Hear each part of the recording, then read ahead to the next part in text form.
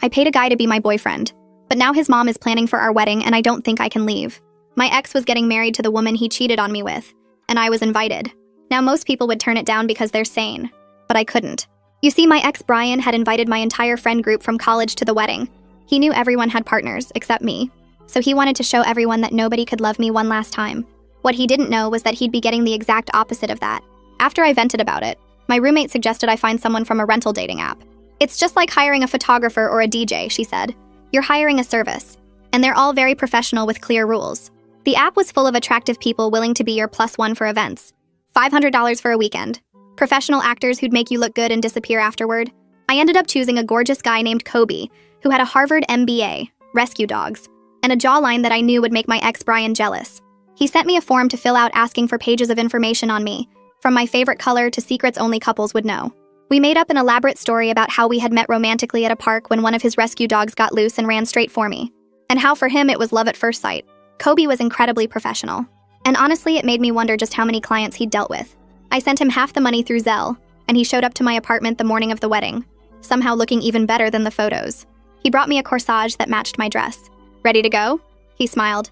Honestly, no, I told him laughing. He reached out and held my hand, leading me out to his Lexus. He kept holding my hand even during the ceremony with his thumb tracing small circles on the back. He whispered jokes during boring parts and kept checking on me during the exchange of vows, making sure I was fine. And I hate to admit it, but Kobe was good. Really, really good at his job. Even at the reception, he managed to charm everyone. He got my college friends laughing about stories from our relationship that he'd improvised on the spot. He got my shy friends to dance and even debated politics with the older guests there.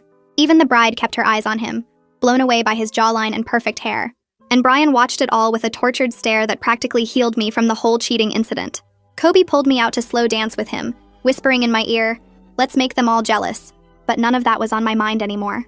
All I could focus on was the way his heart raced just as fast as mine, and I wondered if maybe there was something more between us. About the no falling in love rule, I started to mention, but the ringing of his phone interrupted it. Kobe smiled and apologized, picking it up, only for his face to turn completely pale and rigid.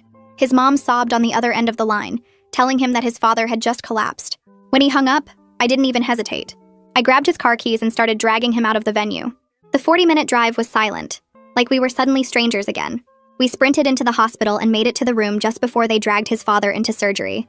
His mom held my hand, tears still spilling from her eyes. "Thank God you're here. Kobe told us all about you."